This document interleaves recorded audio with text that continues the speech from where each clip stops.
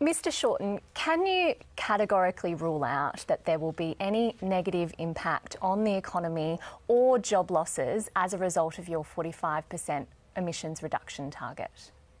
I can categorically say that if we don't take real action on climate change, that'll be a disaster for our economy. I can categorically guarantee that if we invest in climate change policies and we're fair income, in the future we'll have more jobs, in the future we'll have lower energy prices, and we won't be known as the generation who handed on a worse deal to our kids. I mean, this issue about give us one number, I don't think that's possible to do. What we need to do is understand that if you want to stop polluting the environment, you do have to spend some money. You do have to make some actions. But our policy is about working with business, making sure that we get least cost abatement. The biggest reason why we've got energy prices out of control in Australia is because this government can't make its mind up about what to do on climate change. I mean, if they were fair income on climate change, Malcolm Turnbull would still be Prime Minister. So we've got a suite of policies to help reduce emissions, and in the long term, we think that's going to be great, not only for jobs, not only for companies, but for our kids in the future. Mr Morrison, you are a father of two young daughters.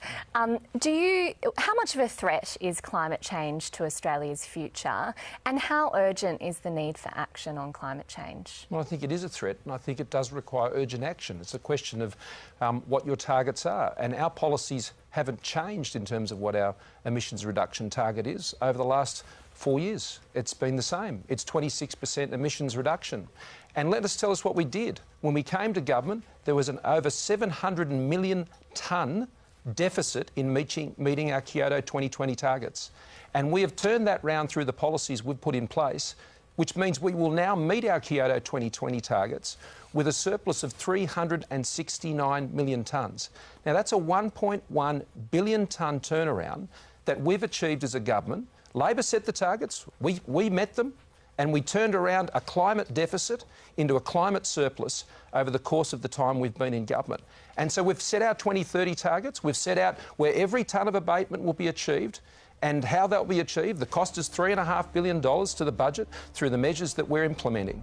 And I just simply want to know, Labor's got a different policy. They say it should be 45%, and Australians should know what that's going to cost. I want my kids to know what that's going to cost, because they're the ones who are going to be paying for it.